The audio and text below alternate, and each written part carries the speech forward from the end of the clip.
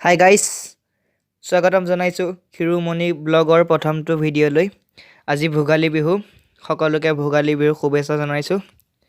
প্ৰথম ভিডিঅ' বুলি ভিডিঅ'টো সৰুকৈ বনাম, অকণ মেজি সেৱা কৰিমগৈ। তেনেহ'লে ব'লক ভিডিঅ'টো আৰম্ভ কৰোঁ। আৰু এয়া গাইজ, আমাৰ গাঁৱতে টেকেলি ভঙা খেল হৈ আছে, আপোনালোকে চাওক। বাৰু গাইজ, আপোনালোকৰ ফালে কি খেল হয় কমেণ্ট কৰি জনাবচোন।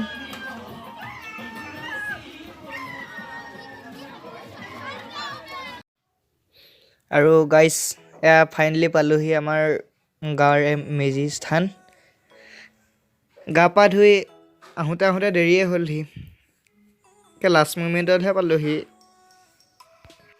আচলতে গাইজ মানে সোনকালে আহিবলৈ চেষ্টা কৰিছিলোঁ, কিন্তু আহি পাওঁতে দেৰিয়ে হ'ল।